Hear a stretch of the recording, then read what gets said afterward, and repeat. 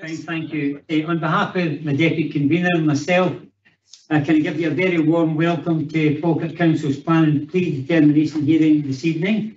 In accordance with Section 43 of the Local Government in Scotland Act 2003, it has been directed that this meeting will be conducted in such as a manner to allow remote attendance by elected members. The meeting will be live streamed via the council website. So we'll go straight away. Apologies, any apologies intimated? Yes, we've got Councillor Claire Mackey-Brown. You hear me, Convener? Yes, indeed. And Councillor Steinbank, I believe. Councillor Steinbank, he submitted his apologies yesterday. Okay? Yes. Fine. We have. Pardon? Oh, sorry. We have Karen Strang here, who's an additional person to your list. That's right, Karen. Susan White was appearing. Are you instead of Susan? Yeah, instead of Susan. Susan's unwell at the moment. Right. Thank you. Karen Strang. Instead of Susan White. Yeah. Okay, thank you, Tonya. Thank you. Okay then, well that takes us to item 2 on your agenda, which is declaration of interest. And just for clarity, I'll read this out. Members should declare any financial and non-financial interest they have in any item of business at the meeting, identifying the relevant agenda item and the nature of the interest. Have we any declarations of interest at this time? No, Convener. None recorded? Fine, thank you. Before we go into the procedures, I think it would be beneficial if we just check to make sure who's on stream. We've had the members. I'm just going as Mr. Jones, the agent. Mr. Jones is here. Yes. Mr. Jones, just confirm you're here. Yes. Thank you. John Anslow, convener of the 8th Parish Community Council. Present. Present, thank you, sir. Louise Blank, Senior Planning Officer. Yes, I'm here. Yeah. Thank you. Kevin Collins, Transport Planning Coordinator. Yes, I'm here, Convener. Thank you. Crawford, Civil Environmental Protection Officer. Crawford. Okay, we'll move on. Robert Smith, Secretary, 8th Parish Community Council. Present. Okay, thank you, sir. Craig Russell, Senior Roads Development Officer. Here, Convener. Fine, thank you, sir. And we've had Susan White's not coming, but we'll get Karen in her place. Stuart Maxwell, National Trust for Scotland. Yes, I'm here. Thank you. Thomas Luke, NHS Forth Valley. No, we'll move on. Objectives, we'll get Graham Henderson. Yes, present, Convener. Thank you. George Laurie. George Laurie, no. Convener, if George and Shona aren't present, then I have received a list of their points of view, which I could read in their absence if they don't appear. Okay, well, we'll plenty of opportunity to come back just in case they do come in. Susan Williamson. Or Suzanne Williamson. No. Martin Williamson. Again, Convener, I have some of Suzanne's points as well. If Suzanne can't make it, then I could read Suzanne's points as well. Okay, thank you. Pauline Roger. No. Stuart MacDonald. I'm here. Okay, thank you, sir. That takes it to officers confirming attendance. Ian Henderson, Legal Services Manager. Present, thank you, Convener. Brian Perry, Democratic Service Manager. Present. Jack Frawley, Team Leader, Committee Services. Present. Thank you, Jack. Antonia Subarai, Committee Services Officer. Present. Ian Dryden, Development Manager, Growth Planning and Climate. Present, Convener. Brett Vivian, Senior Planning Officer. Present. Bernard Whittle, Acting Development and Building Standards Manager. No, okay, that's fine. Okay, thank you for that. The next part of the agenda is item 3, which is the predetermination hearing procedures. And just for clarity, I'm going to take my time going through these because, as you know, there are quite a new number of members that's on the planning committee, and this is the very first predetermination hearing. So we're not going to rush. We're not going to rush anything. We're going to make sure that everybody's well aware.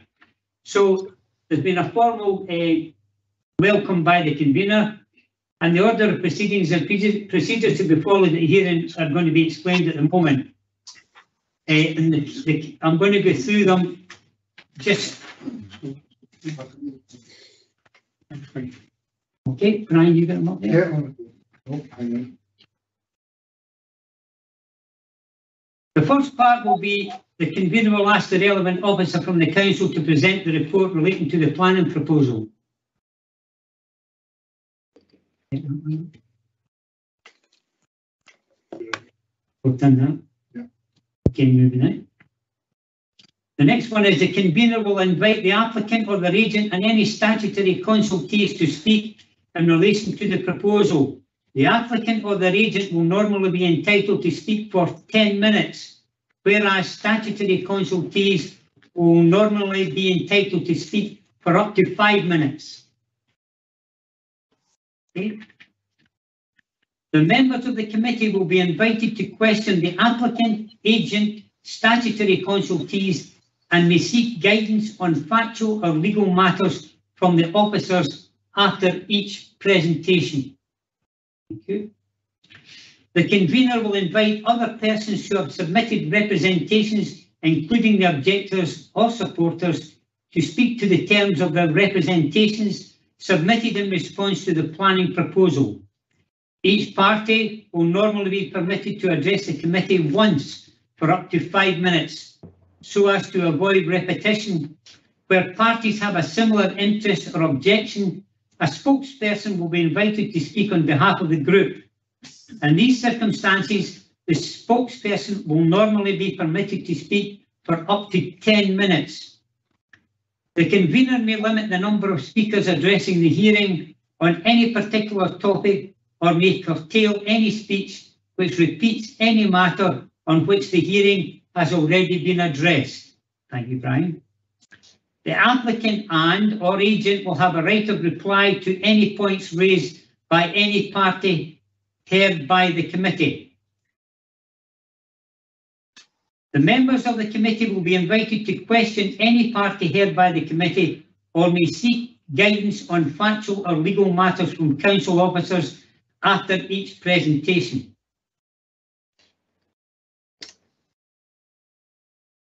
Members of the committee may identify any other planning issues that they will wish to see addressed in the report to the meeting of council that will consider the application. Then the convener will close the predetermination hearing. It's worthwhile noting at this minute that no decision is taken here this evening. A decision will be taken at a future planning committee. There will be an opportunity for a site visit later on that will be discussed, but at this present time, just to make everybody sure that members that are here tonight are here on a fact-finding mission, and the wording is quite clear. Predetermination hearing procedures. Members are here to hear all parties and ask any questions of any party, including council officers, to ensure that they are fully versed before the meeting takes place where a decision will be taken. Thank you.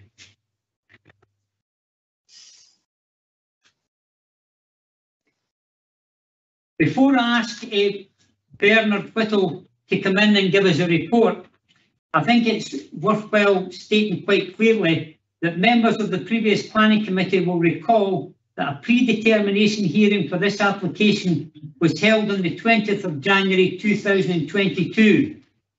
The reason for the predetermination hearing was because the application is a major development that is significantly contrary to the local development plan LDP2, owing to the scale of the proposed housing out with the earth village limits within the countryside and the impact of the proposed development on the historic environment, Dunmore Park and the Pineapple Design landscape. At this hearing on the 20th of January 22, the committee identified a range of matters that they would like to see addressed in the report for a further planning meeting. Due to ongoing considerations, it was too late to report back to the last planning meeting prior to the local elections. The planning committee now has a number of new members who were not previously on the committee and present at previous PDHs for this application. It is now necessary to hold a second predetermination hearing to allow the newly constructed planning committee the opportunity to go through the full procedures before a planning decision is taken. I've had a number of people that have contacted me asking why that we had another predetermination hearing after we've already went through one, and that is the reason.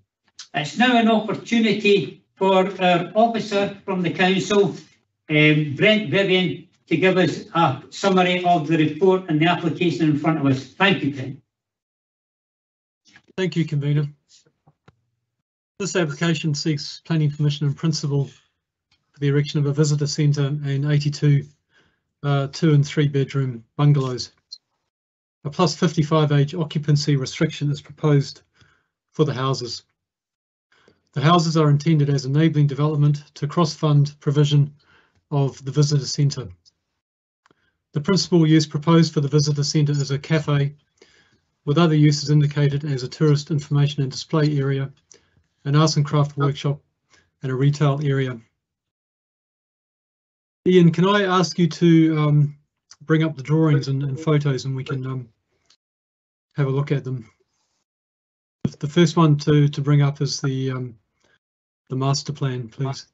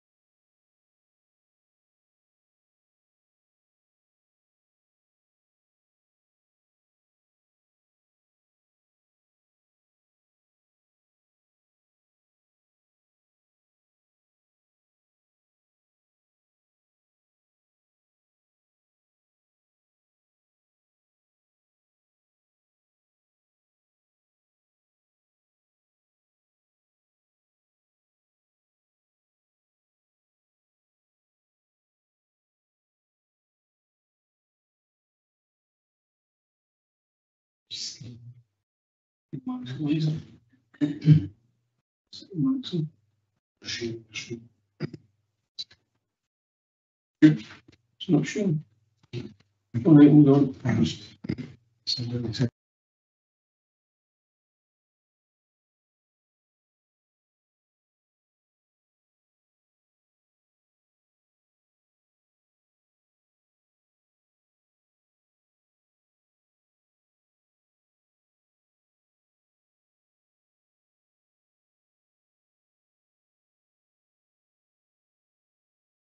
Okay, thanks, Ian.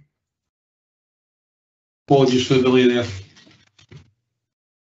That's right. This is the northern part of the master plan drawing, showing the proposed visitor centre location and associated car parking area to the north of the B9124 near the A905, with access via a new roundabout on the A905 and realignment of the B9124 off the new roundabout and swinging southwards to join the existing alignment of the B9124.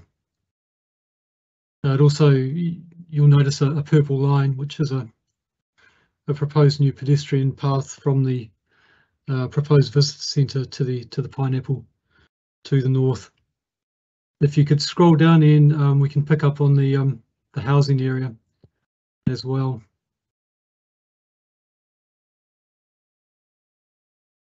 So the housing area is shown as a long ribbon of development partly adjoining a housing development currently under construction. It spreads from the B9124 to the north and to Earth Main's farm buildings and Douglas Avenue to the south. If you just scroll down there, and we can see the extent of the proposed housing. It consists of 4 housing clusters, each comprising around 20 houses. So cluster 4 is at the southern end, and that backs onto Douglas Avenue and also sits between Douglas Avenue and the existing farm buildings at Earth Mains. And if you could bring up, there's two visuals that I'd like to show, 3D visuals.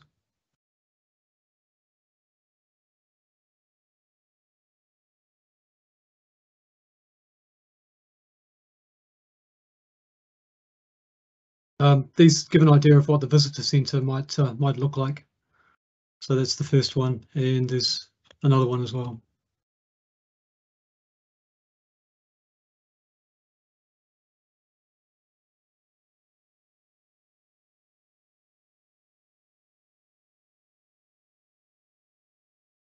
Okay, thank you.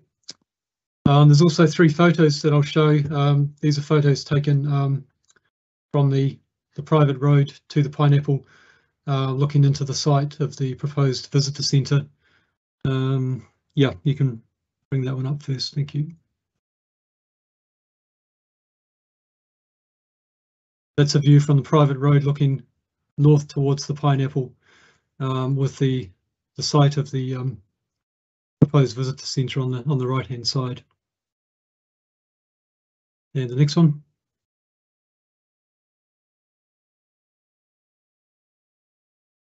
Just above. Yep.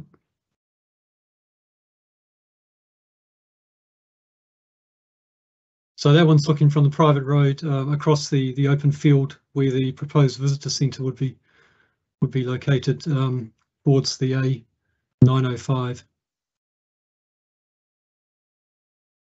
And the last one, it's just the next one above.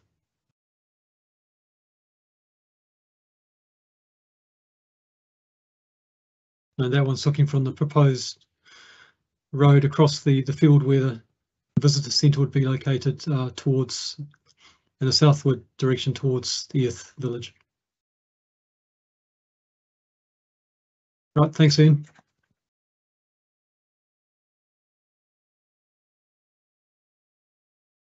Just returning to the report, the previous report, the previous hearing included a detailed description of the proposal, a list of the information accompanying the application, details of the previous planning approval for the site, a summary of the consultation responses and public representations, including the position of the Earth Parish Community Council, a list of the relevant positions, relevant policies of the local development plan, which the application will be assessed against, and relevant aspects of Scottish planning policy.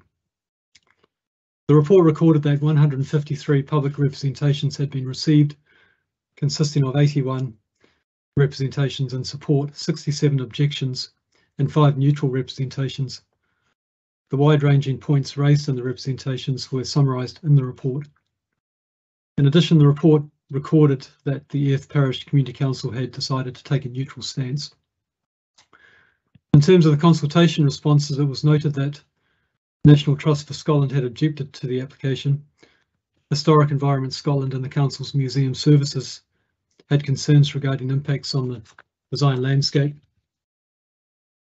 The Council's Engineering Design Unit had concerns regarding the connectivity of the proposed visitor centre to the village for pedestrians due to the narrowness of the footway along the A905. The Council's Children's Services had advised that Earth Primary School would have capacity to accommodate any pupils from the proposed development, and a developer contribution would be required towards addressing future capacity issues at Roundabout High School if there was to be no occupancy restriction imposed in relation to school-aged children. NHS Forth Valley advised that the Earth Health Centre had capacity to serve the proposed development, and District Valuer Services had advised that the proposed scale of housing would generate a developer profit in the region of 9 to 11%, which is less than the industry standard of in the region of 20%, but some developers may accept a lesser profit rate, especially, for example, in this case, as the developer intends to operate the cafe as an ongoing concern as a family business.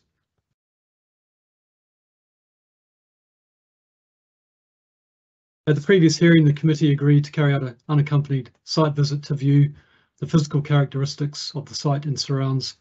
The site visit took place on the 31st of January earlier this year.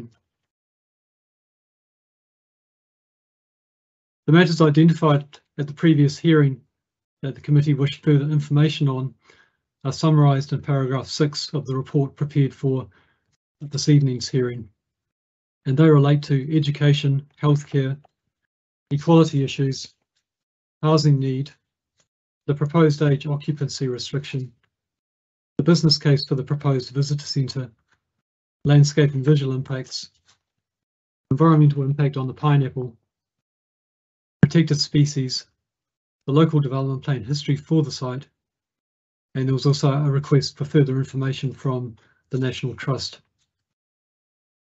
In response to those matters, the applicant has submitted further information since the previous hearing, which includes a solicitor letter in respect of the proposed age occupancy restriction and the equalities legislation, a business plan, an amended master plan, a cycling and walking addendum, and a visitor and natural asset plan.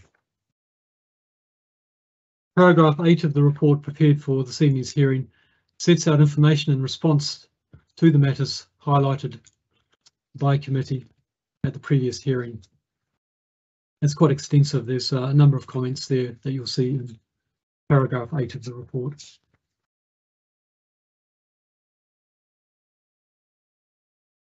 In addition, since the previous hearing, 2 further representations in support of the application and 1 further objection have been received. Points raised in those further representations are summarised in paragraph 9 of the report prepared for this evening's hearing.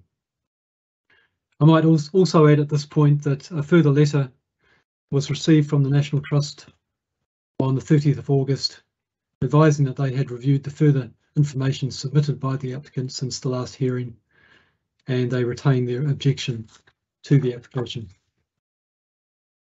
Finally, convener, I would advise that this report provides factual and background information in relation to the proposed development and should be read in conjunction with the report prepared for the previous hearing. No planning assessment of the proposal is included or implied in this report. This will be prepared in due course after this evening's predetermination hearing. Thank you, convener. Okay, thank you very much for that, Brent. It's now an opportunity for the agent, I believe David Jones, to speak on behalf of the application. You'll have 10 minutes to speak. If you could just introduce yourself, Mr. Jones, to the committee, who you're representing, and then you have 10 minutes. There'll also be an opportunity later on for members to come back and ask you any questions. Okay? Thank you, sir.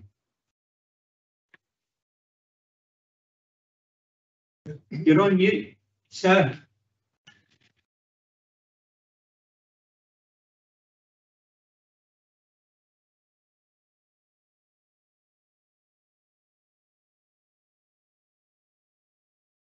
We can't hear you, Mr. Jones. You're on mute. I think you're froze as well. No. No. That's him. Can you hear me now, convener? Yes, indeed. Thank you, sir. 10 minutes, sir. Thank you. Thank you, convener, and good evening, everyone. My name's David Jones, and I'm agent for this planning application. This revised planning permission in principle application follows a June 2020 committee minded to grant decision for a larger visitor centre stroke retail building and 22 bungalows, later withdrawn. So let me briefly remind ourselves why this revised development proposal is needed, how we intend to deliver the project, and finally, I'll turn to matters raised at the previous hearing. Falkirk has never been more popular as a destination. It already has iconic tourist attractions in the Kelpies, Falkirk Wheel and Calendar House. The Falkirk and Rosebank distilleries are further welcome additions to its cultural and heritage trails and see the establishment of a visitor centre close to the Pineapple Heritage Resource as extending and enhancing this tourism interest in the area. The centre will provide jobs and bring additional revenue to the village, enhancing tourism both locally and across the whole of the Falkirk area. At present, casual visitors to the Pineapple currently have no facilities, restricted accessibility and no means to stay longer than the time it takes to see the iconic structure. The visitor centre will allow longer stays, provide cafe, washroom facilities, interpretive stroke exhibition displays, safe access for all, and provide a focus for greater economic activity in relation to jobs and support for local suppliers. The Visitor Centre Cafe will also provide a destination for many local cyclists, walkers and residents. In June 2019, Regional Director Mr. Neil Christensen of Visit Scotland stated that it is encouraging to see these plans and share the belief that an investment such as this has the potential to enhance the visitor experience for Falkirk, which is currently experiencing significant growth in visitor numbers and investment in visitor experience through attractions, accommodations and experiences. The Dunmore Pineapple and the surrounding area has always been an area of interest for visitors, but to date has perhaps been underutilised due to lack of visitor experience. Therefore, any enhancement in associated infrastructure at this location would be a good thing for the area's offering. Currently, there are no organisations, agency or private developer proposing to improve the visitor experience for the Pineapple, which most neutral observers would agree falls some way short of that offered at other places of visitor interest in the Falkirk area. Improved signage, road and parking facilities, along with public transport stop, washroom facilities, cafe, exhibition, interpretive space and arts and craft workshop. These facilities come at a price, however, and whilst the applicant has demonstrated that the visitor centre will be sustainable long term from the proposed family cafe business operation, the capital funding required to meet infrastructure, building costs and planning obligations require enabling development in the form of 82 bungalows, 21 of which is required to meet the council's affordable housing policy. The initial application in principle supported by the committee in June 2020 was prepared on the basis of a visitor centre containing a wider range of commercial stroke retail activity, requiring less cross-funding to build and support the visitor centre development long term. However, in recognition of current trends, the retail space has been reduced, resulting in a smaller building footprint, leaving cafe, exhibition, interpretive space and arts and craft workshop as the predominant uses, very much in scale with the Kelpies Visitor Centre building. This reduction in commercial activity, aligned to the extensive list of financial obligations associated with the committee's early decision, rendered the initial development proposals unviable.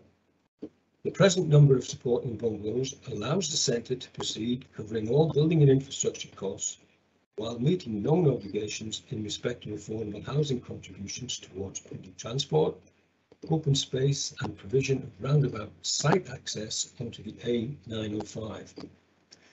It is intended that the supporting bungalow development will be progressed in stages linked to the construction and completion of the visitor centre and associated infrastructure.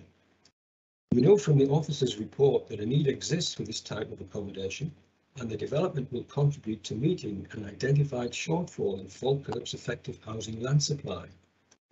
The council's latest land audit in June of 22 points to a current shortfall of 122 units in the effective supply. Turning to the previous hearing. In response to issues raised at the previous hearing, we have provided additional further information which we trust will help members in their deliberations.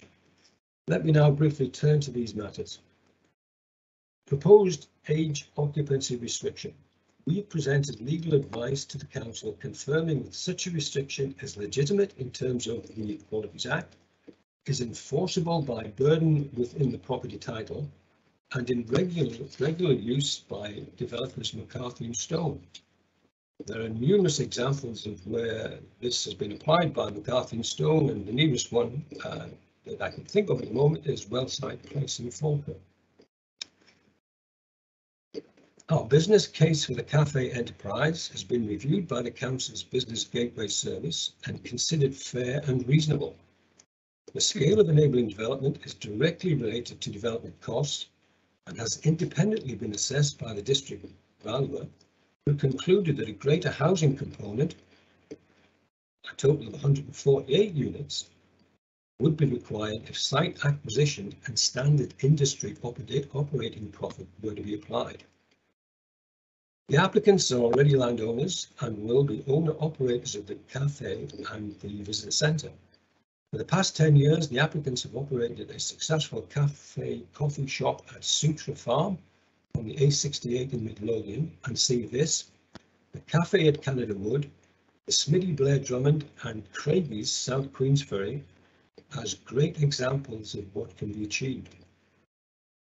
In relation to landscape and visual impact, our professionally prepared study incorporates 13 viewpoints of the application site from the surrounding area, concluding that the development will have minimal visual impact on the area and buildings once mitigating planting is mature. The extensive woodlands surrounding Dunmore provides a strong barrier preventing any visual or physical coalescence between settlements. Minute to go, sir. Thank you. I'm winding up, convener. Impact on protected services. Our submitted ecological study considers there to be no adverse impact on protected species. A development method statement is included with the submission recommending autumn and winter construction period. In relation to the local plan history, since the limited representations made to the LDP2 process, the applicant has provided a substantial body of evidence, 16 detailed studies in total in respect of site mitigation, environment, heritage considerations and project information to support the development. In relation to the National Trust, the recently prepared Visitor Natural Asset Plan in consultation with NTS provides a working arrangement in relation to visitor management issues such as signage, interpretive information, provision of dedicated footway and future site maintenance matters. This work has been undertaken on a cooperative basis with the Trust, despite their more recent objection in principle to the proposals. That practical support, however, for the management of future visitors to the Pineapple from the Visitor Centre by the Trust is welcome, and should allay any concerns regarding shared operational matters should the committee be minded once again to support the application. In relation to walking and cycling, our document provides further evidence of the growing interest in walking and cycling and how the visitor centre and CAF would link into the area's extensive foot and cycleways, much like that at Canada Wood. Forth Bikes already manage a network of electric bike hubs hiring to visitors and residents across Forth Valley. There is currently a gap between Falkirk and Stirling, and they see the Earth Centre as a welcome addition to their network. The Helix Around Town Tour, the Heart Route, is Falkirk's own cycling route, showcasing the many highlights on offer in the 20-mile loop on mainly traffic-free roads. Linking the Earth Centre to the Helix, Kelpies, Falkirk Wheel and Calendar Park is only to be welcomed, and the applicants are committed to working with Forth Bikes to establish such a facility. So too with walking, councillor. The council website already lists a number of walks around Earth area, including 2 circular walks from the Pineapple. The visitor centre would provide convenient starting point with safe parking, CAF and washroom facilities similar to that at Calendar Wood, albeit in an area less challenging terrain and more convenient to residents north side of Falkirk. Thank you, convener. No, thank you very much, sir. Apologies if you think that in terms of procedure we've got to ensure that we're timious for everything. You had nearly 12 minutes there, so thank you. Obviously there's going to be an opportunity for members to ask any questions in relation to what you've just told us. But first of all, we're going to go through the confirmed attendance by the consultees to see if they want to have any input at this stage before we bring members of the committee in. I'll go to John Onslow, convener of Airth Parish Community Council. Have you anything to say at this time, sir? Convener, are we going to speak later or would you like it now? We'll like it now. Fine, thank you. Right, no problem at all. Yes, I'm the convener of the Airth Parish Community Council, and this application in one form or another has been going on for a while. For the Community Council and for Airth, the solution or the provision of a visitor centre is essential. That area gets very dangerous on Saturday and Sundays with the amount of traffic and other issues in that area. The junctions are not meant for it, and coaches simply cannot attend to go around the Pineapple itself. So the Community Council were very much in support of the original application, and I think we said that at the time. When the second application came back, the visitor centre was a little smaller, but perhaps more economically viable. I can't say, I don't run visitor centres, but the Community Council felt that the amount of the increase in the housing was quite a bit, and there was a bit more discussion about the balance between the two. Because the Community Council was not really sure, we wanted to have a public meeting, but were unable to do so at that time. So we decided that we would remain largely, we wouldn't support it or condemn it for what it was asking for. We would leave that with the council. Thank you, Convener. Okay, thank you very much for your contribution, sir. There will be an opportunity for members to ask any questions of the agent or consultees, so somebody may come back. And we're going now to Robert Smith, Secretary, Airth Parish Community Council. Robert, have you any summary or like to speak in any way? I've nothing to add to what John Onslow has said. Okay, thank you, sir. That takes us to Stuart Maxwell, National Trust for Scotland. Stuart, would you like to come in? Yeah, I can summarise our objection. I'm not going to go through the whole letter. Just firstly, apologise for the lateness of our second letter, which only came in the 30th of August. Yeah, we're objecting, the Scottish planning policy, section 148 against gardens and underlying landscapes. This sits within Dunmore Park. We're objecting because of the impact on the pineapple and walled gardens, Grade A listed structures. Again, it's contrary to Scottish planning policy, section 141, and it's not compatible with the local development plan. And I think that the only other concern we had is the running of a visitor centre. We just want to make it clear it's not the National Trust for Scotland Visitor Centre. We care for the pineapple, but as the agent has pointed out, we have no plans to develop there just now. And in fairness, we have worked well with the agent and the applicant and their consultants, Ironside Farrer, to produce the latest report. So in summary, our biggest concerns are, it's contrary to planning, but also is the visitor centre sustainable? We have experience of running visitor centres and would question whether it's actually sustainable with a footfall. And that's it in summary. Okay, thank you very much, Stuart. Is Thomas Luke from NHS Forth Valley with us? Thomas Luke? No? No, Convener. We'll take it. Lewis Long, Senior Planning Officer, Planning and Environment. Have you anything to say at this time?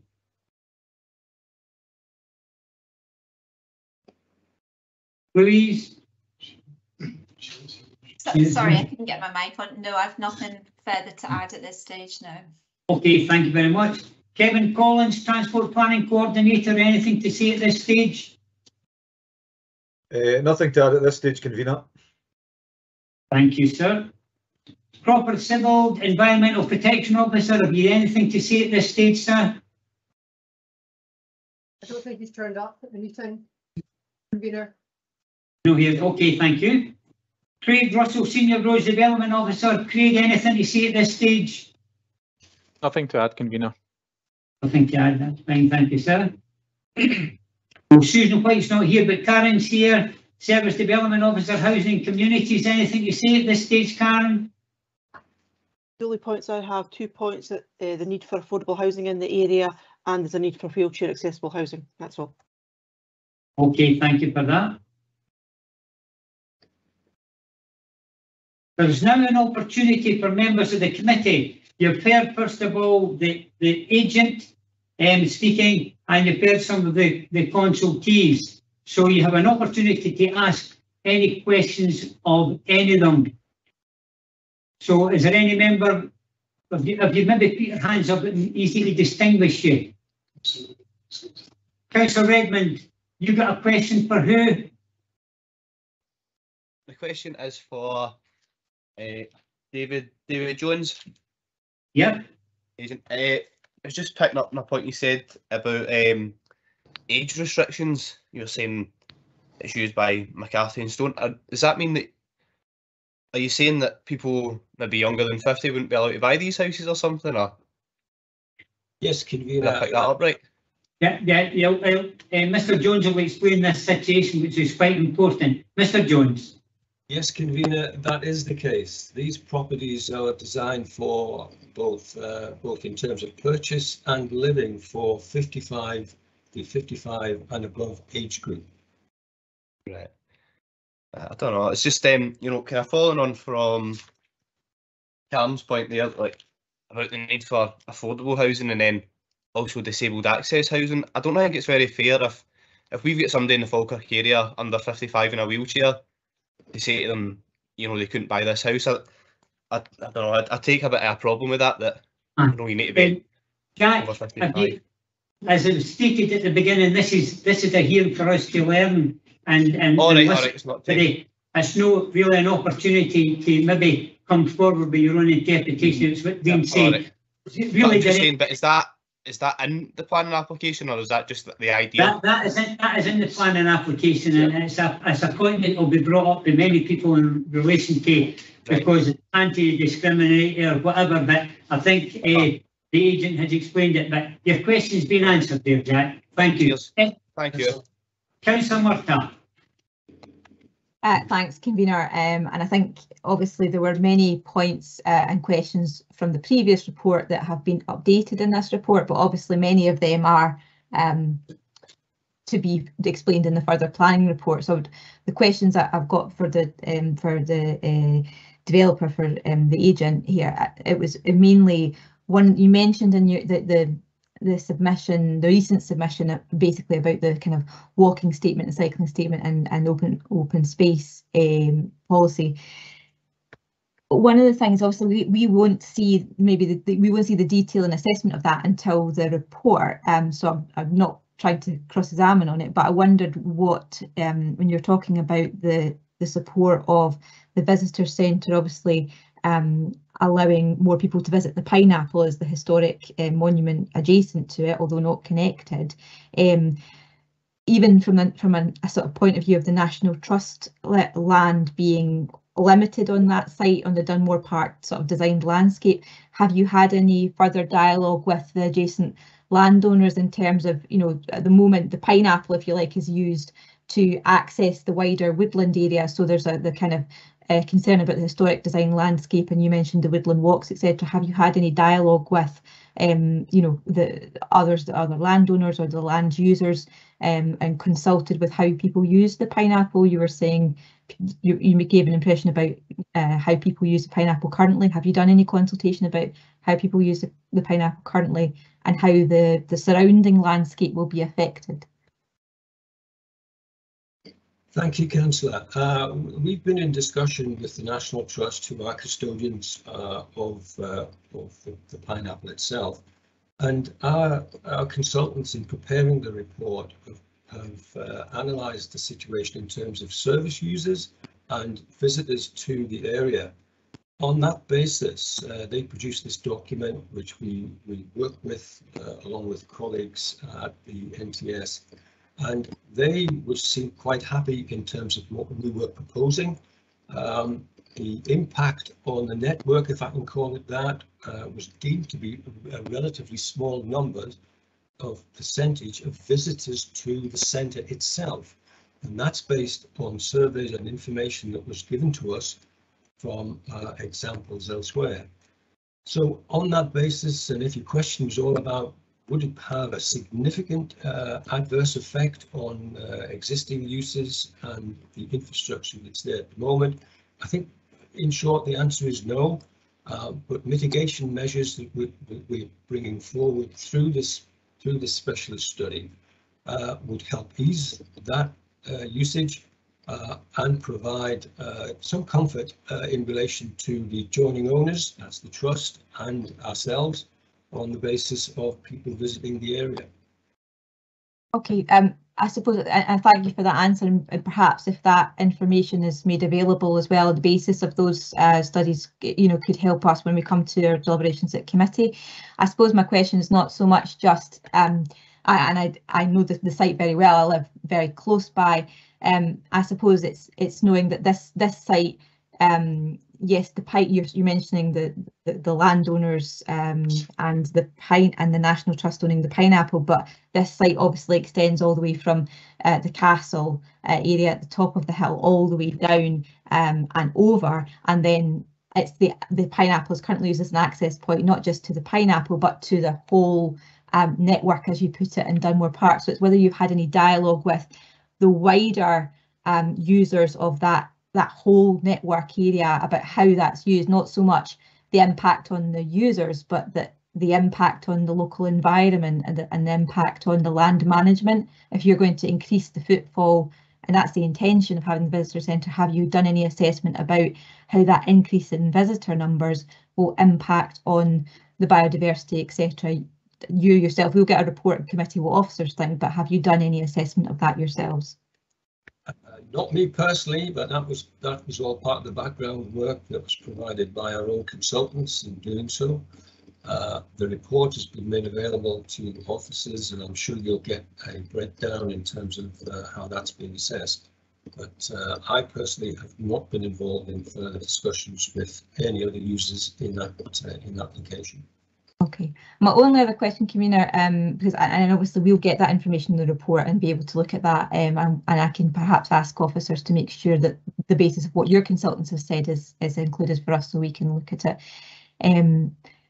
It was asked for in the previous report about some clarification on the National Trust's view on it, and it's welcome the National Trust are here and they've given it a brief outline. But I suppose what was quite important, quite confusing, was the kind of contrary statements that were in the previous report, that when the original planning application came forward, it seemed that it said that the National Trust were in favour of the original one. That was then contradicted. And then there was a kind of, I suppose what I'm trying to ask is that, can you give an account of how that relationship developed and why there was this misunderstanding or ambiguity about the National Trust supporting the application when that appears not to have been the case? Thank you, Convener, and I'm more than happy to do so. In short, there's been a change of personnel at the Trust. Way back when we first discussed and made contact with the Trust, I have a document here dated 13th of August 2019, and this was sent to me from Mr. Patrick Duffy, who was Chief Operating Officer at the Trust at that time. If I can just quote from this document, thank you very much, David, for our meeting and discussion. I appreciate you will need to pursue the planning process and best wishes with that. I think from the Trust's perspective, as I said at an earlier meeting, it has nothing to be concerned with in terms of the centre's design or impact. Infrastructure is important and the ecological impact too. Thank you for your assurances on these matters. That was the point when we drafted our second set of proposals dealing with what we have before us just now. And it was a great surprise to us that in January of this year that we saw a letter of objection from the letter of objection in principle from the new trust managers. So it came as a bit of a shock, and it's not something that we'd be led to believe that was indeed be indeed the case. However, since then, you've had an update both from your officers, and I've given you a brief insight as to how we've produced our further submission in relation to this contact point between the trust and ourselves. Hopefully, we're resting on the basis that the trust have an objection in principle at this stage, which wasn't initially with us when we started this project. And you've heard from the representative tonight, Mr. Stuart Maxwell, that we've had a good working relationship in dealing with, if you like, the operational issues of having a visitor centre and what would be required in terms of pedestrian or additional visitor management. I can't say any more than that. I wasn't party to these changes at the trust, but it came as a change of tack of which we were not party to. Thanks for your answer, and thanks for convener.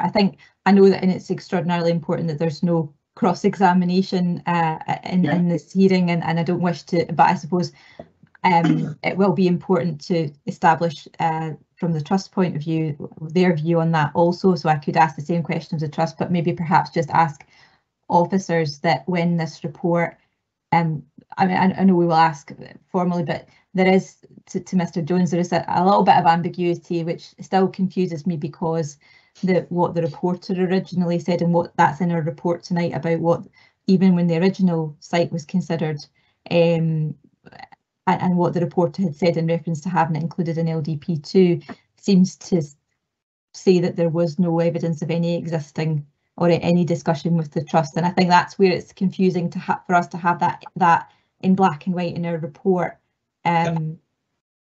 Sorry, convener, can I just add a little bit more to that? At the time that we made representations to the reporter under the LDP2 process, we hadn't taken any detailed steps in relation to making our submissions. Our submissions, in truth, were fairly light, as a local plan process tends to be. It's nothing more on a factual basis than an identification of a site and something around a loosely termed set of proposals. I can understand in hindsight why the reporter came to the conclusion he did. But in all fairness, we've produced a body of evidence since then, which takes us way beyond that point of looking at basic concepts to working through detailed difficulties, difficult assessments in relation to additional footfall in the area and potential impact on environmental concerns. So I think we have moved the caravan down the road somewhat in relation to the evidence gathering. Okay, thanks for that. Thank you, Councillor Murtagh.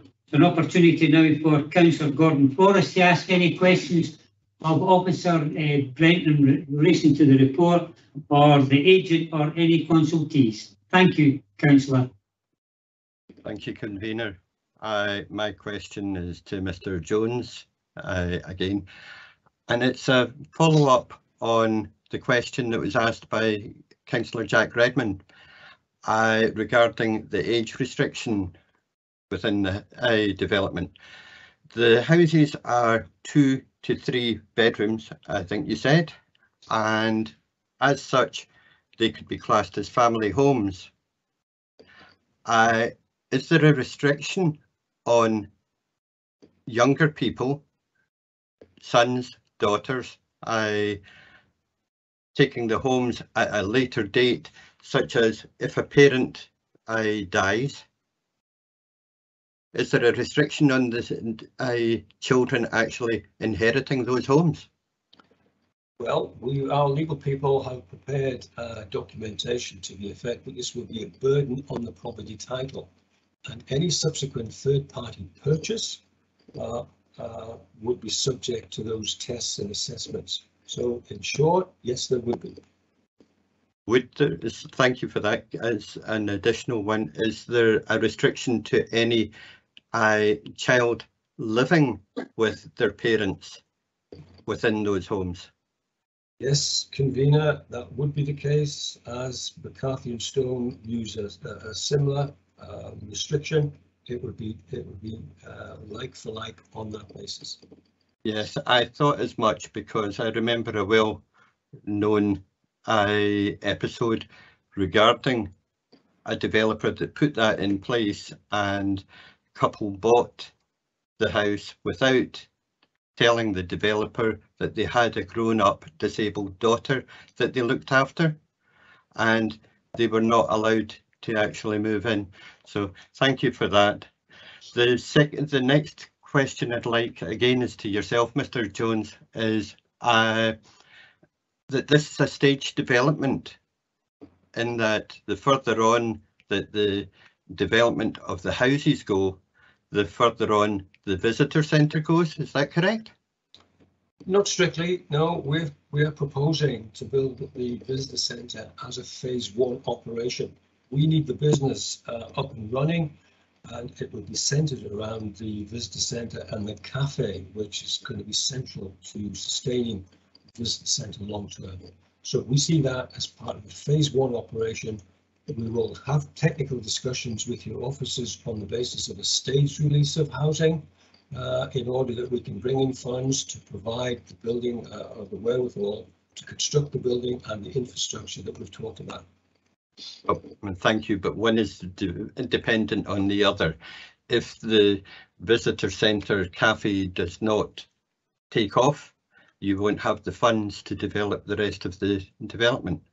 Well, we put a business case forward to your gateway people. We provided detailed documentation in relation to the costs and the income generated from the various sales of bungalows, and we are confident that we can move this thing forward at the earliest opportunity.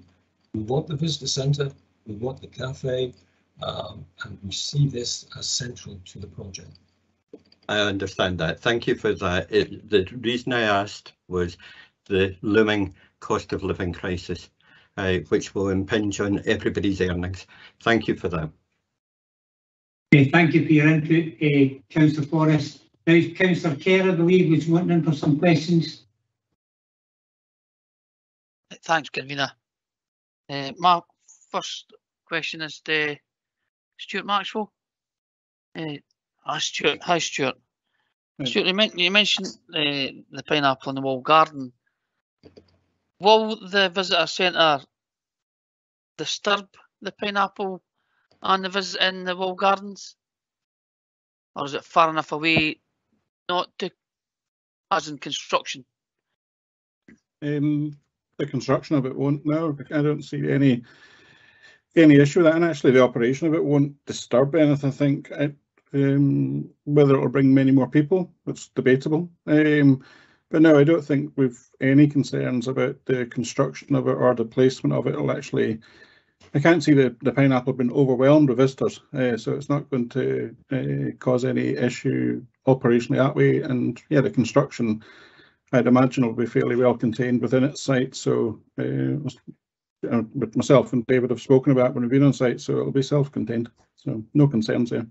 Right, okay, just a supplementary question to that then. Obviously, you would be over the moon if there was more people visited the pineapple, because it's a magnificent structure. I take it you would be happy with more people. We'll always be happy with more people. The pineapple for us is a challenge. It's an open site. We don't charge for it. So it's a cost to us, so it runs on deficit. Yeah. The actual pineapple structure, which houses holiday let an Airbnb, it's in a 25-year agreement with another trust, so the income from that doesn't come to us either. So the pineapple is quite a resource light but financial, not burden to us. But you know, we don't put any. I don't put any resource there apart from to cut the grass and maintain it. So the only impact that more visitors would have would be potentially more donations, which we would try and obviously we try and convert visitors to members. So there's a plus side to that, and there's a detriment for added litter and use of the grounds. but having more people through the pineapple, even if it's late at night, would actually help with antisocial behaviour we suffer there. So we find when sites have more footfall and are more open and more used, they're cared for by people that visit them. So that's where we're at with the pineapple. And we have a 10-year strategy. We have numerous buildings, and to be honest, the pineapple's not top of our priority to invest in just now. And we wouldn't put a visitor centre there. Thank you very much, Stuart. That was great. Convener, my next question is to Rhodes, to Craig. Rhodes, there, Craig? Yes, convener, here. Craig, see that it was mentioned about the roundabout. Would the roundabout and the new road help the traffic calming come through here at that end of the village? The roundabout, convener, is likely to reduce vehicle speeds on the approach and the approach to Earth and the exit from Earth. That's as concrete as I can be with that statement. It's likely to do that, convener. Right, thanks very much, Craig. Thanks, convener. That's all the questions I've got at the moment. Okay, thank you. We'll go Councillor Murphy, go back to you, but first of all, we'll bring in Councillor Bowes. Thank you, convener.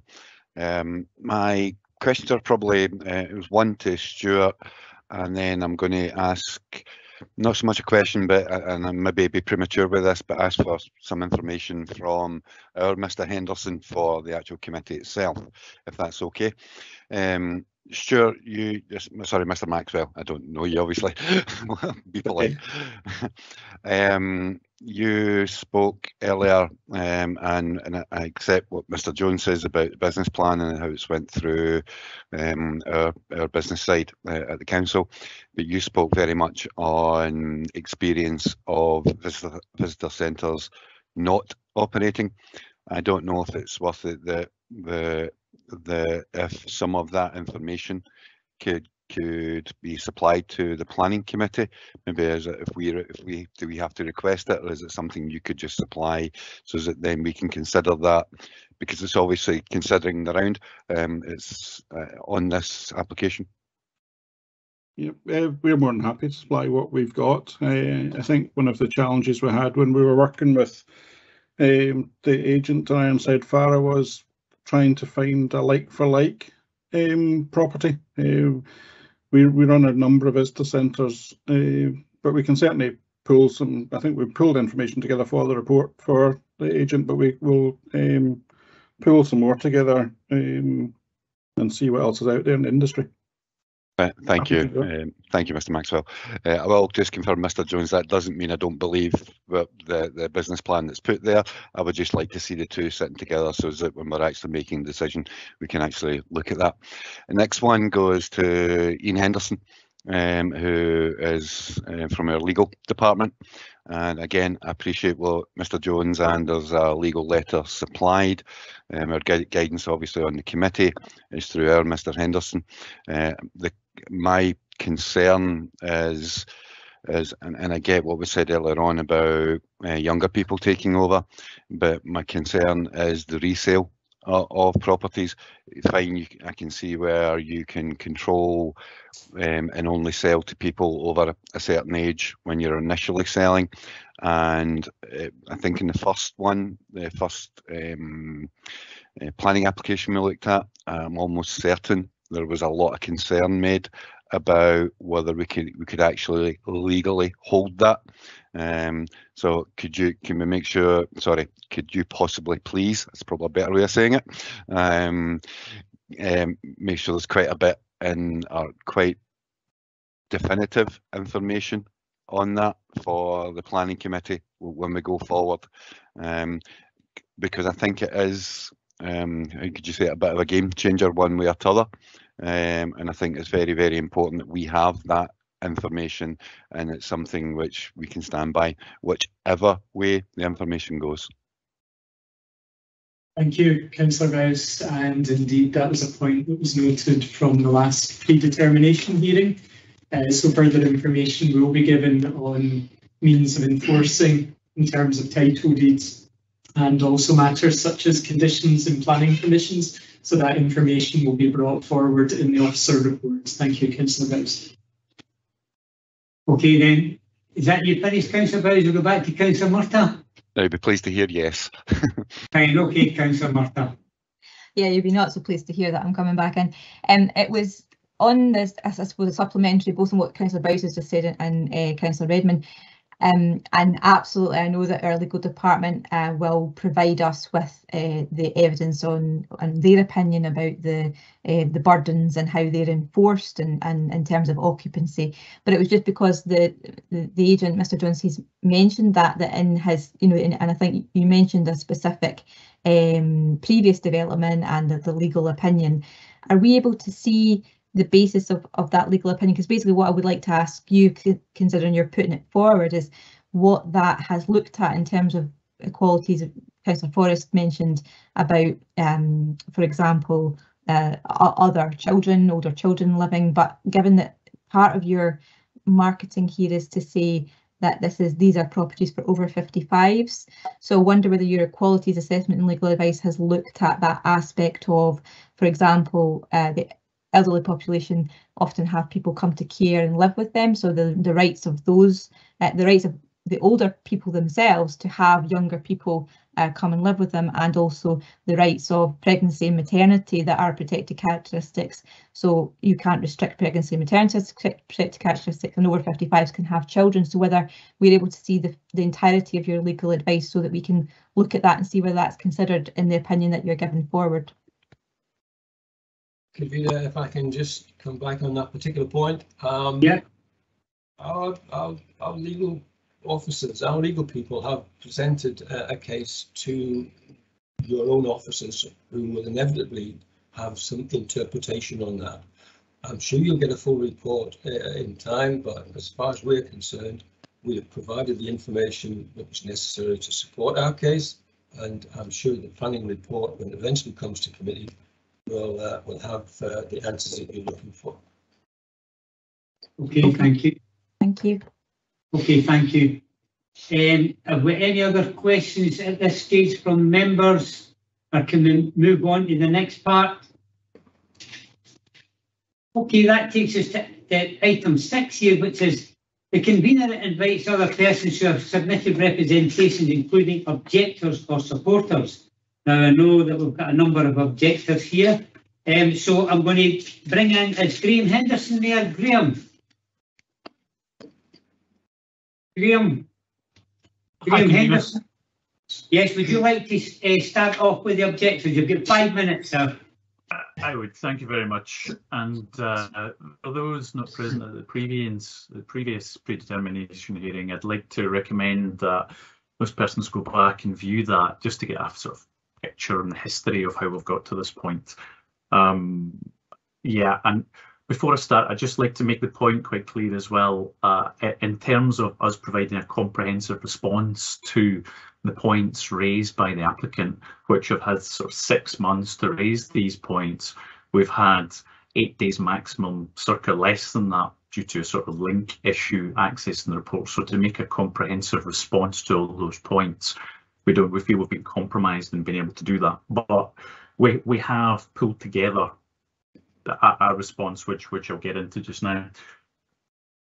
So I guess, so why are we here? We're here because the initial application for 12 bungalows and now I see an unwanted visitor centre indicated that there was a requirement for a roundabout, and the costs for that roundabout then stimulated a requirement for an additional 60 bungalows stretching something like 2 kilometres from the Pineapple. That takes me, that's fundamentals of why we're here now in the development. So where this raises 4 sort of objections for me. So initially, non-compliance with the LDP2, detriment to the amenities in the area and the environment at the Pineapple, There's the impact on schools, which has been addressed in the report, but I'd like to say something about, and then there's the National Trust objection as well, which I've heard a bit about tonight. So we know that this is out with the LDP2, and the LDP2's only been pulled together for 2 years now, spanning 20 years going forward. We know it's out with that. But I'd like to just talk at high level about the scenery we're talking about here, enjoyable by everyone in the area.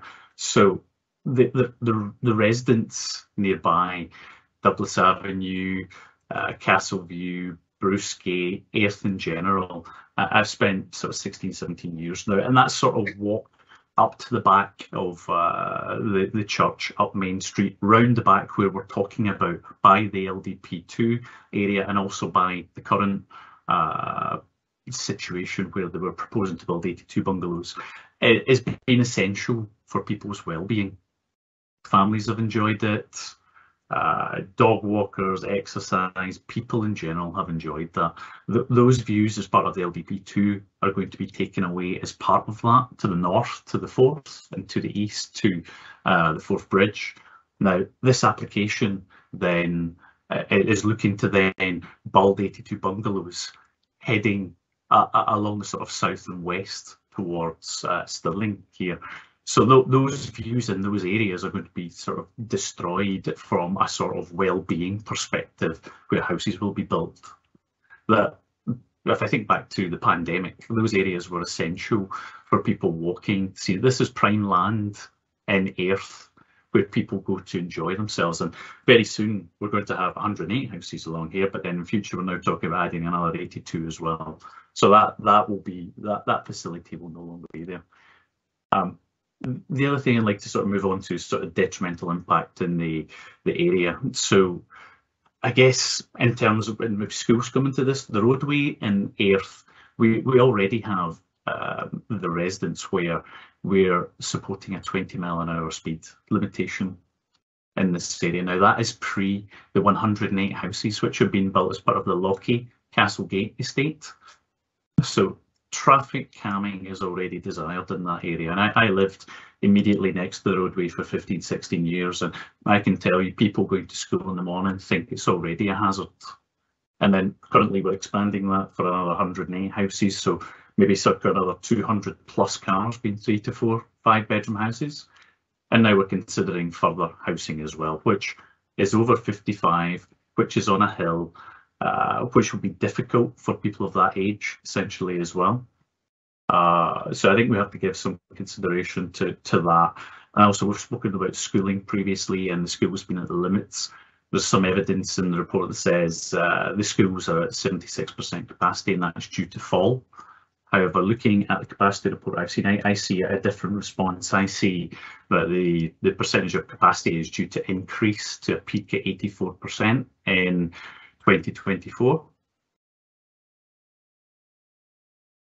And Larbarton High School is at 93% capacity, but what we're pointing out, in January it was voted the most overcrowded school in the whole of Scotland at that time, and we're going to then put, potentially a burden of other people going to that. And we've got the 55-year age limit here. I know someone in Airth currently that has 2 children who's over 55 that is in Airth Primary School currently, and in the early years of school at P4, P5. So your final minute, sorry, Mr. Henderson, your final minute, sir. Okay, thanks, convener.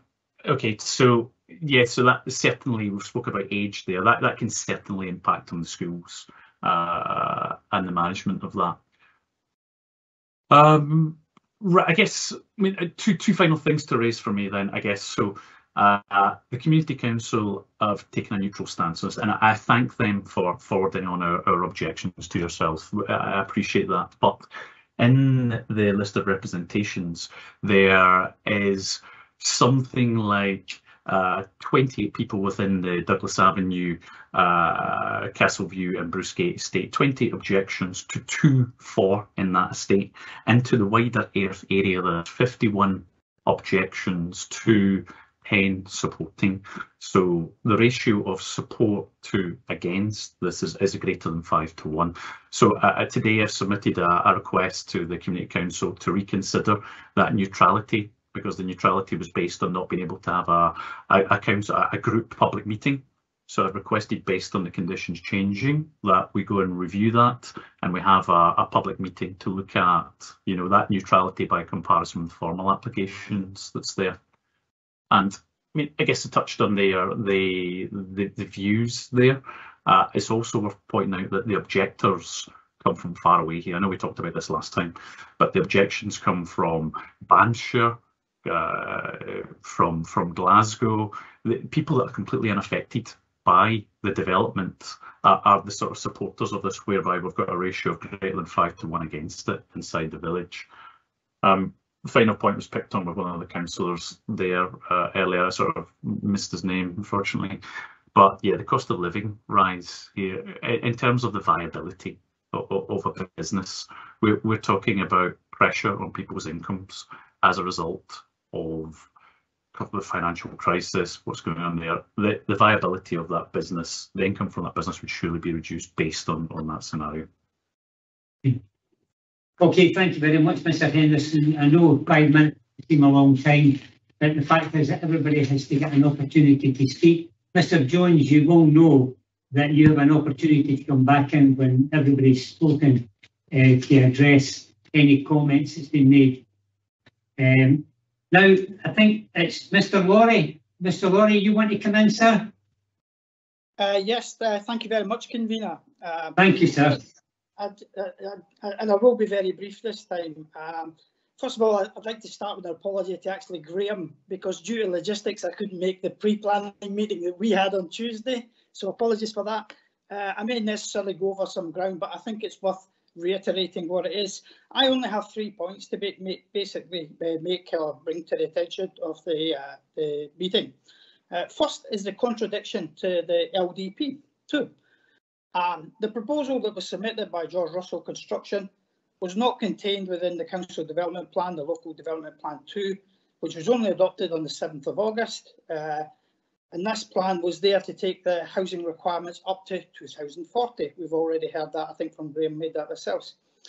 I mean, assuming that the planning process was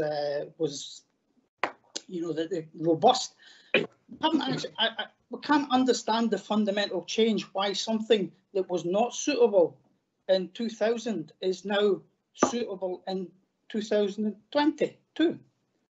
There's nothing. I mean, we talk a lot about the business plan, but what I would like to know is more detail about any background fundamental need that's changed and why it wouldn't be acceptable in 2020, but should be acceptable in 2022 in this expanded format. Yep. So that's one point. The second point, again, it's similar to that. This scheme has been rejected twice, as far as I understand the planning process. And my apologies to all you planners there, they obviously know the process more than I do. But the original scheme, which had 22 units, it was reviewed within the LDP2 process, and it was not adopted. Yeah. It then went to what appears to be something that went through the Scottish Government Examination Reporter, if I read the reports right, and it went for his or their review, and again, it was not adopted. One of the reasons it was stated within that was that the original development, which was for 22 units, would, as quoted from the report, does not or would not outweigh the landscape harm that this scheme is producing. And that was a scheme for 22 developments. We're now talking about 82. So Graham's already mentioned about the impact already in that precious piece of land that we have adjacent to Earth that dog walkers and everyone enjoy. The new expanded development of 82 units will naturally inflict considerably more landscape harm, to use the terminology of the reporter, and therefore it will provide more detriment to the local community. The third, again, I'm just picking up a little bit on what Graham said, was the depth of local objections to this scheme. Yeah, The local parish council, I think, following up from Graham, was neutral. I did a very similar analysis to Graham in terms of looking at the list of representations which were in the meeting, the report for this meeting. And again, if you filter out those from out with the 8th parish council boundary, I came up with a very similar number, Graham, you'll be glad to know. There's a 5-to-1 ratio of objections in the local community. Yeah, you mentioned that there are people from Glasgow, there's people from Kent voicing support, but it's quite clear that the locals are primarily against this development, because we can see the detrimental harm that it will do to this. So in association to just making this meeting aware, we would ask that, given this demonstrated strong local objection, we would request that the 8th Parish Council reconsider their neutral position to one of being against, to reflect the local residents' views. So, wind finally, up, sir. Sorry? If you could wind up, please. Actually, 6 minutes, you're over your time. I'm very sorry. Could I have maybe 30 seconds more? I carry on, just wind up, no problem. Right, I just say, finally, looking through the papers, we believe the whole situation can be was summarised, and I'll summarise it again, as a thinly veiled investment in a local area to provide a privately owned commercial enterprise under the guise of a visitor centre to buy permission to build non-required homes in a designated countryside area to the detriment of the local community and environment. Thank you very much for your consideration, Convener. No, thank you very much. And once again, like Mr. Henderson, we've got to apologise maybe for rushing you along, but there's so many people want to speak that we gave a time slot for everybody. Now, can you tell me, Mr. Laurie, is Shona Laurie going to be speaking? No, so you can have that time back, Mr. Convener. Thank you. I can have that time. Fine. Now, is Suzanne Williamson or Martin Williamson there? Hi, Convener. Suzanne Williamson's here. Oh, fine, thank you. If you would like to carry on, you have 5 minutes to put your objection forward to the committee. Thank you very much. I'm not going to repeat the objections that both Graham and George have outlined today. The only other extra thing that I would add is the congestion in traffic going through Airth Village is considerable at the moment. So the volume of traffic is huge, and it will only be exacerbated whether the homes are built for age 55-year-olds or not, because most housing developments have at least one car. The other situation that I would like to point out is that we have a very, very limited bus service. So looking at housing for over 55s, once you get into perhaps age 65 or pushing on, they're still able to enjoy their houses, but many people then resort to public transport. The public transport infrastructure around about the village is not substantial, if we would say. Indeed, I think it's, as I say, at the weekend, it's even less. So that's putting even more burden on kind of private transport. And as Graham mentioned, there is an initiative regarding a 20-mile-an-hour speed limit that's going through at the moment, but it's also talking about the impact on airflow, air quality around about the village. So the new houses are certainly going to add to that. And the final thing that I would just like to say is an over 55-year-old age bracket puts an unhealthy burden on a small village where already there are considerable elderly people within that. And I don't think that the village, whilst the health service might be able to take it from a capacity issue, I don't think that burden should be placed on a small village such as Airth. I think that that we don't have the infrastructure in place to do it. And so on that basis, I am objecting. Thank you. No, thank you very much. Is Martin Williamson going to be coming? No, no, it will just be me tonight. So I'll release another 5 minutes back to you. Okay, fine, thank you. Now, we have objectors who've confirmed their attendance, but they're not requesting to be heard. But just for our own sake, Pauline Roger, have you been on listening, Pauline? I think Pauline's there. And Stuart MacDonald, Yes, I'm on. You're on. Okay then. That's fine. It's just to let you know that we've had your name here, that it's stated clearly that you're confirming attending, but you're not requesting to be heard. Is that correct? Yeah, as we had a small meeting, as Graham highlighted earlier on in the week, and most of the points he's brought was discussed, and we all are okay. Okay, thank you very much, sir. Now, it's an opportunity now, because that's all the objectors, there's an opportunity now for the agent to come back in and reply to any of the points raised by any party heard by the committee. But there's always a but. You don't introduce any new material. You're only there, you've been taking notes of what's been said. If you want to come in with any of the points that the objectors have raised, then you've got another few minutes to do that. Okay, sir? You're on mute again, Mr. Jones.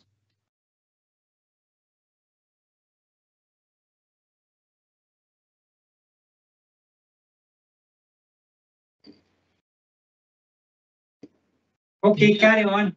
Convener, you can hear me now? Can hear you now, sir. Thank you.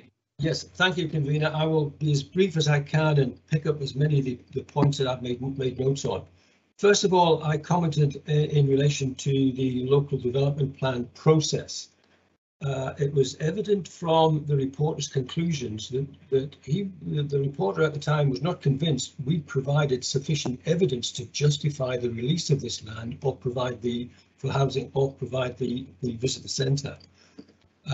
I've made commentary in answer to a councillor's question later on. I think it was on the basis that the 16 detailed studies that we provided through the two applications, the original one for 22 bungalows and now this one for the larger number, points to answering as many of the questions as possible. If, for example, the reporter had this weight of information at the time, we may have come up with a different conclusion. What I would say to you, though, is that the previous planning committee in June of 2020 looked at the first application and took a decision in favour, or they took a decision minded to approve the application on the basis of what they had before them at that stage. So it's not a static process. It's not a once and for all decision. I would further make the point that the council area, Falkirk area, is currently running a shortfall in their required 5-year housing land supply. So this development, bringing forward 82 units, would help bridge that gap. I would also point out that 21 of those units would be handed to the council or its agents as part of the council's affordable housing policy, which may... Remember, Mr. Jones, remember, no new material. You're here specifically at this point to answer any questions in relation to what people have been saying, objectors. Thank you. Yeah, I'm closing my statement on the basis of the local plan process. I think I've rebutted that to a large extent. The loss of amenity space is something which has to be viewed in the basis of what is required and need versus what we have by way of open space. We've taken the view that we've provided information which would satisfy our development long term. Traffic calming will be assisted as part of our proposals that we're putting forward. We're introducing a roundabout at the north of the village, which you've heard from the traffic engineer will be of assistance to slowing traffic both moving north and south. And the congestion and bus services, we are actually making a contribution to public bus services. We've already set out our terms in discussion with your officers on the basis of assisting the provision of a Sunday bus service. It isn't there at the moment, and it's something which we, as part of this development package, will try to assist with. So that's as much as I'd like to take through on the basis of points made, Convener, and I will come back as a final statement in terms of summing up. Thank you very much, sir. Thank you. It's an opportunity for the committee to question any party heard by the committee, or they may seek guidance on factual or legal matters from council officers after each presentation. Is there any member who would like to come in and ask any question of anybody at this particular point? Or have you got enough information to be going on with to drop the core committee and get Councillor Kerr? Thanks, convener. It's a question for Mr. Henderson. With your indulgence, Mr. Henderson, at your first statement, you mentioned unwanted visitor centre. You are definitely against this visitor centre, even though if there were no houses there, you wouldn't want the visitor centre. When I referred to the unwanted visitor centre, I meant unwanted in the sense of unwanted by the National Trust for Scotland. They're against this, and I'm sure Mr. Maxwell could say otherwise. My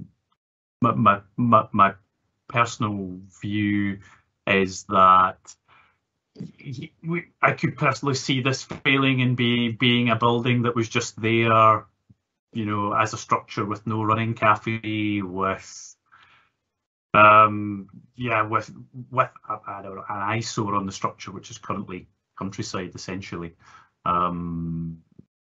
Yeah, that's sort of my position on the visitor centre. Okay, thank you very much. And probably a caveat to something that you mentioned. I've got family and friends who have lived in the old Earth all their days, and things change. I remember them didn't want the houses up the top and the houses further out by the football park, but life goes on, and fortunately or unfortunately, houses were built. So, but thanks for your honesty, Mr. Henderson. No, not at all. It's maybe worth saying the largest objection which I have is to the housing.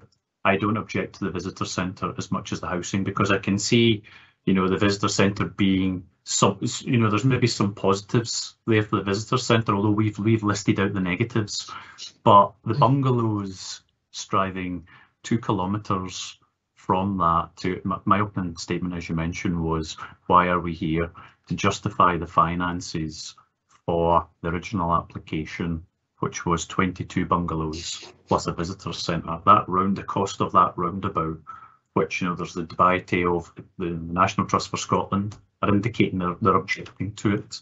We are here to try and justify, or this additional 60 houses is to justify the cost of that roundabout, and those additional bungalows are just unjustifiable. Thanks, Mr. Henderson. No, thanks, convener. Okay, thank you. Mr. Jones, just coming back to you for a minute, just to let you know, sir, that there's no opportunity for you during this process to wind up. You had your opportunity to speak. You also had an opportunity to answer any questions. And the fact is that the process quite clearly is now left in the hands of the members. It's just to clarify that position. And if you look at the plan and predetermination here in procedure, you will see that I'm 100% accurate. Now, members, is there any other member like to ask any question of anybody that they've heard this evening, including any of our officers? Sorry, convener, are we moving on to the next part where we can ask officers, or are we just crossing it out, like asking officers for more information, basically, on the next section? Well, it's just we're finishing off the bit in relation to the any factual matters. I know where you're coming from, because we're going to highlight some of the areas I'd like to see in the report. Yeah, one bit of clarity, I suppose. I don't know whether this is in the next bit or not, so indulge me and forgive me. It was just that Mr. Jones there, in his summing up or his riposte to the points raised by the objectors, mentioned that roads, saying that in response to traffic congestion, I wonder whether roads could come in. It's the roundabout.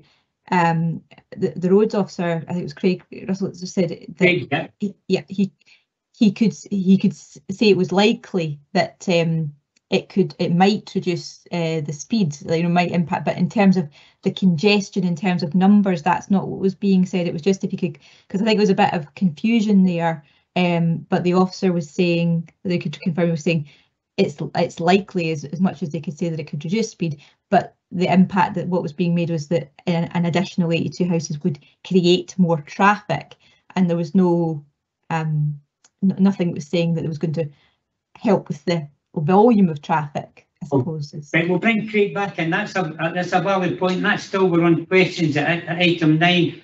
We're no at the stage there, the final area, where we'll ask the council consider some of the areas that we've been discussing tonight, like the discrimination, the age, different areas.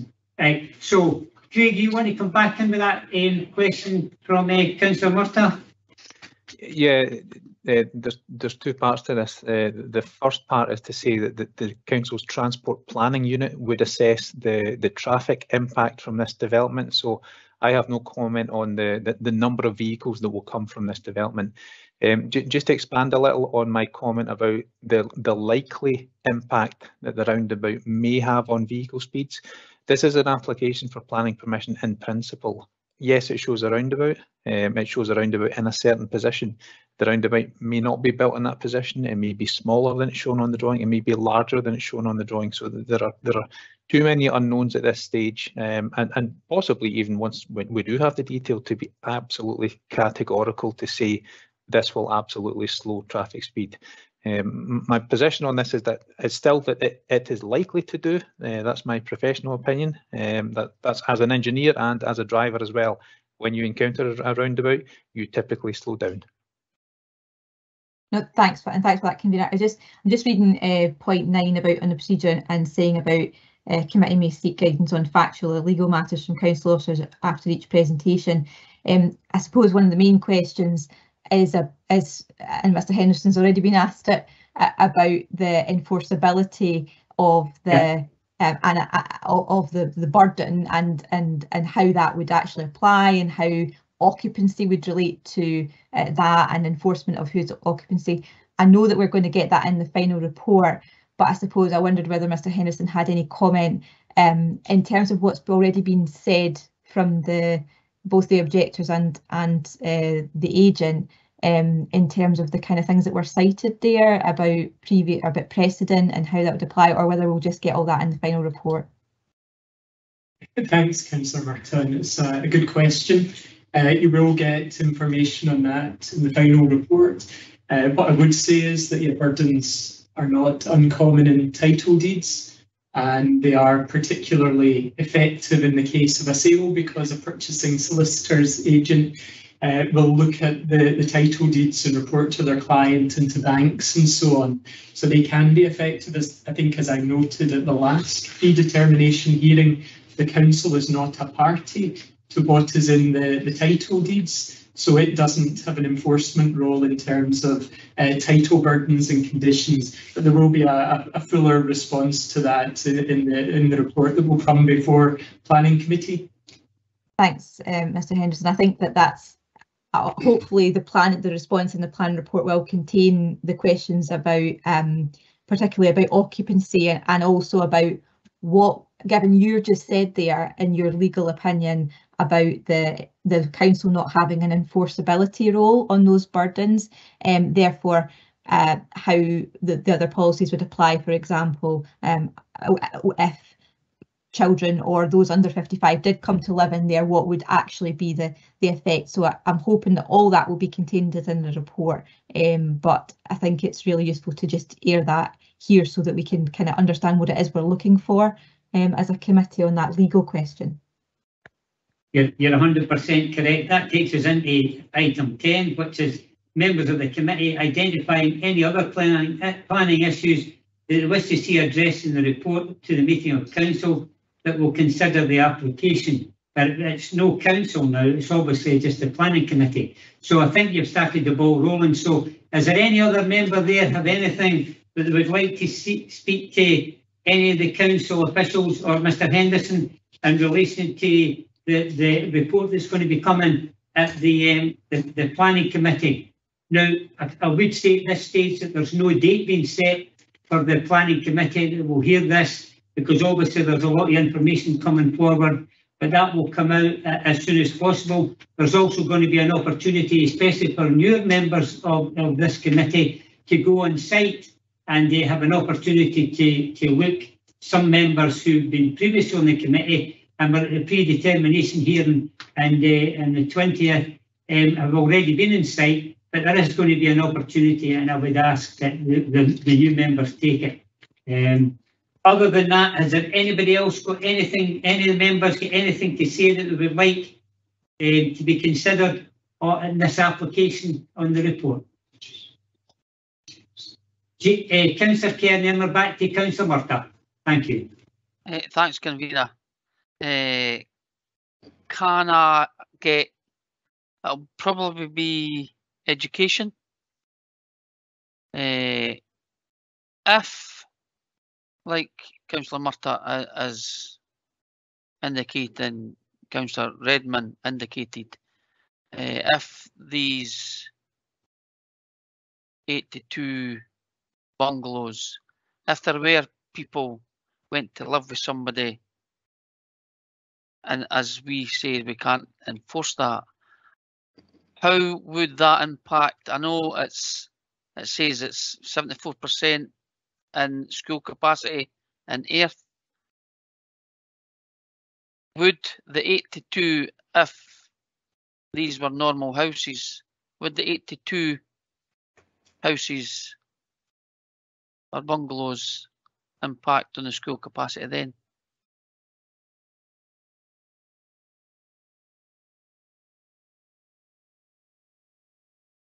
And I think that was a point, Councillor Kerr, that was perhaps raised at the last predetermination hearing. Sorry. So it is something that we'll be picking up in the report. Okay. We'll come to the planning committee. But thanks for the question. That's appreciated. Thank you. Any other questions? We'll be heading back to Councillor Murtagh. Councillor Murtagh. Thanks, Convener. And just to pick up on that point that James, Councillor Kerr, sorry, we're being formal tonight, was saying there.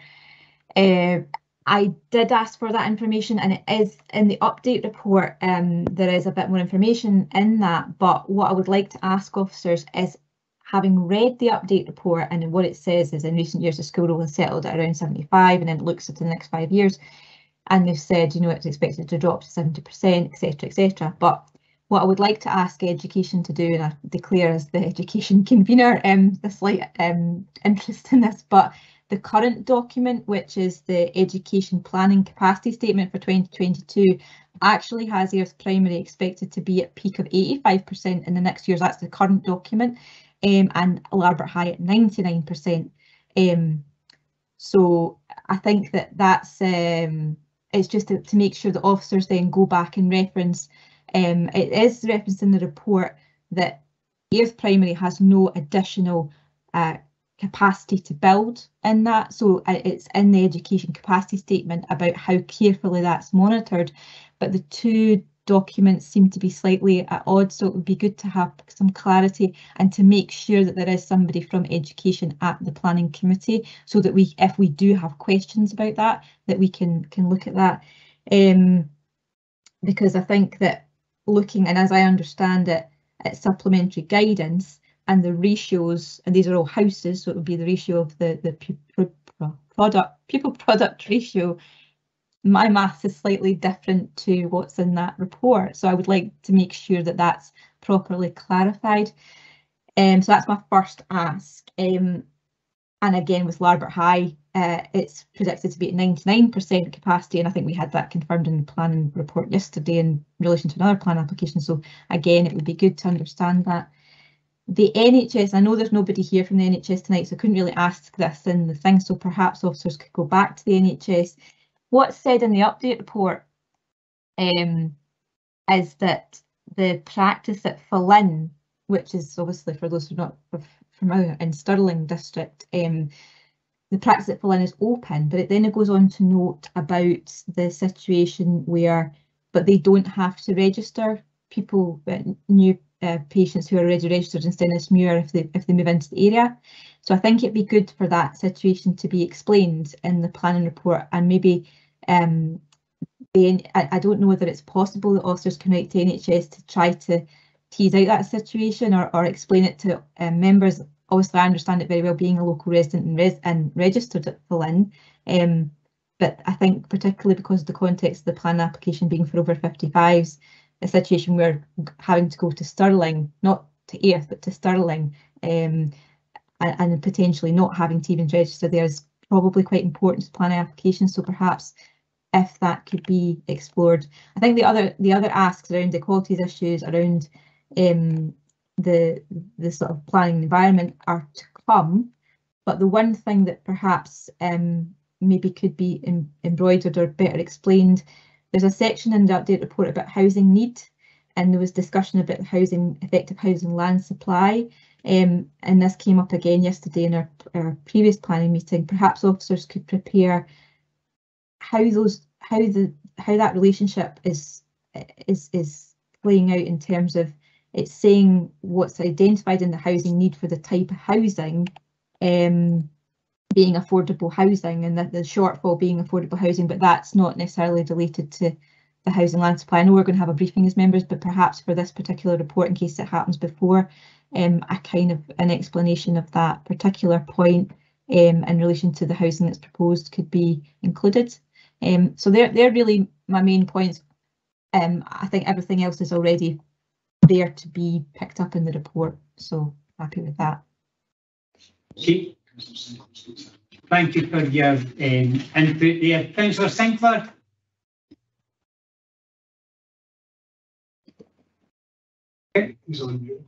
Councillor Sinclair, are you muted? Yeah, convener, can you hear me okay? We can hear you fine, sir. Yeah. Thank you very much, and thanks to everybody who's made contributions so far. I think in terms of the environmental impact on this one, because of the site location and things like that, I know that there'll be more kind of detailed analysis of the environmental impact coming forward. I would like there to be a bit more information or a bit more of a focus on, in particular, the impact on biodiversity in the area. I think there's an incredibly important kind of site there, and I know that there are some protected species around there. Obviously, that could potentially have an impact. Any development could have an impact on that, but I'd like to see a bit more of a focus on that, please, if that would be okay. Yeah. Yeah. Thank you. Councillor Forrest, you want in now? Yes, please, convener. Yes, sir. Just to add on from Councillor Sinclair's request for a bit more information environmentally. Craig Russell said earlier about the likelihood of the roundabout slowing down the traffic, which all in favour of, but if we could have a wee look and see what the likelihood of the air quality from the emissions of the traffic, because obviously as they slow down, they're travelling through Airth, and the congestion of the traffic is likely to build up, and so is the likelihood of emissions. So if you could possibly see a way to getting something regarding that. Thank you. Thank you, Councillor. Councillor Colley, and then I think Councillor Murtagh has got something else. Councillor Colley. Yes, thank you. Apologies, my camera's not on. We're having real technical problems. So I just wondered about the appropriateness of seeking further information around health resources. We mentioned about the NHS Forth Valley saying that there wasn't necessarily an issue around capacity and health services, and that may well be the case. But I suppose I was wondering a little bit wider than that around a social care provision as well, and whether it would be appropriate to have some information from the Health and Social Care Partnership around whether this would have or would not have any implications around that wider in the wider health bracket. Okay. Thank you for that. We now have back to Councillor Murtagh. Councillor Murtagh. It's sort of a question that might kind of come up in the report. I don't think Mr. Perry is going to like me here in particular if I'm mentioning this. It was raised by the objectors or the residents about they've themselves written to Ayr Community Council and I went to request a meeting, and I suppose what we would expect to see in the report that comes forward whenever it comes forward is potentially updated information from statutory consultees, for example, and Ayr Parish Community Council being one of them. As I understand that community council elections are currently nominations are open. There's an advert for you. The nominations are open from yesterday, and it's whether then the report should contain a kind of clear progression of, well, this is what the community council submitted previously. There may not be a community council in existence at the time of the current when the report comes forward. I don't know when that is, but maybe it's just something that needs to be kind of put in the report. I know that the obviously residents have requested something, but it might not be that we can get a full and accurate picture of up to date. So maybe I don't know whether Mr. Perry would be able to advise, or whether there would be something that could be included in the report to make sure that members were aware of that situation. Okay, that is a really interesting one, because as you say, the elections are taking place at the minute and people are putting their names forward. Okay, is there any other member would like to come in? We're on a situation at 10. Members of the committee are identifying other planning issues. We've got numerous ones that have been given to officers. Really interesting ones. Have we anybody else coming in? Because if not, I'm going to close this meeting. First of all, could I thank everybody that's taken part here. I think it's been a very worthwhile, open and transparent debate here this evening. I'd like to thank obviously Mr. Jones, the agent for the applicant. I'd like to thank all the consultees that have attended, whether they've spoken or not. I'd also like to thank the objectors who came and gave up their time to say their piece on behalf of their community, and for those who did attend but didn't want to be heard. Other than that, there's no date, as I said already, there is no date yet confirmed when this will come before the planning committee, because members still have an opportunity to go to site, but there's so much information that will need to be gathered by officers that it could take some period of time to ensure that all the information that's been requested and required will come before committee members so that they can take a decision based on factual information. Other than that, good night to everybody, and thank you very much for your attendance. Thank you very much. Thanks, convener. Thank you. Thanks all. Thank you. Thanks, convener.